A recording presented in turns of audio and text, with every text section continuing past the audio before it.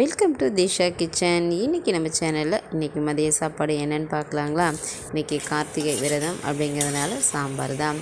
கேரட்டை உருளைக்கிழங்கு அவிக்கிற மாதிரி அவிச்சிட்டு அதை எப்படி வறுப்போமோ அதே ஸ்டைலில் வறுத்தோன்னா ஒரு சூப்பரான கேரட் வறுவல் ரெடி.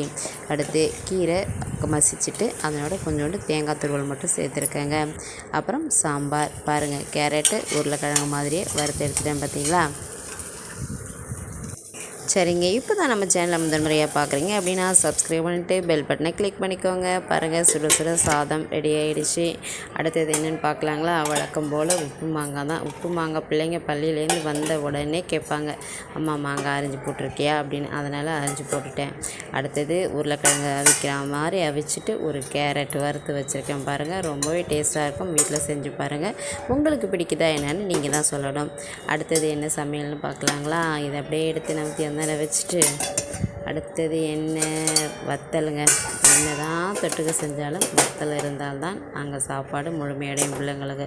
அதனால் வத்தலும் பொரிச்சாச்சு. அடுத்தது இது வரகரிசி சாதம். கொஞ்சமாக ஒரு டம்ளர் அளவுக்கு மட்டுமே எடுத்து வச்சுட்டேன். அடுத்து என்னென்னு பார்த்தீங்கன்னா தயிர்ங்க. வீட்டில் போட்ட ஊற்றின தயிர்.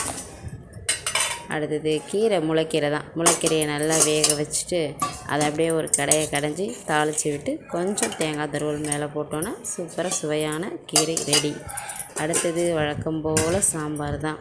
இந்த வேலையெல்லாம் முடிகிறதுக்கு கரெக்டாக 1 மணி நேரம் தான். 1 மணி நேரத்துக்குள்ளே எல்லா வேலையும் முடிச்சுட்டு இன்றைக்கி கிருத்திகை அப்படிங்கிறதுனால சாமிக்கு நெய்வேத்தியம் பண்ணிவிட்டு சாப்பிட ஆரம்பிச்சிட வேண்டியதாங்க.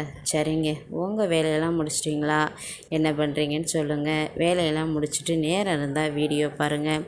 வீடியோ பிடிச்சிருந்தால் லைக் பண்ணுங்கள், ஷேர் பண்ணுங்கள், சப்ஸ்கிரைப் பண்ணுங்கள். மறக்காமல் பக்கத்தில் இருக்கிற பெல் பட்டனை கிளிக் பண்ணுங்கள். தேங்க்யூ ஃபார் வாட்சிங். இந்த வேலையை முடிச்சுட்டு நம்ம வழக்கம் போல் அடுத்த வேலையை தொடங்க வேண்டியது தான்.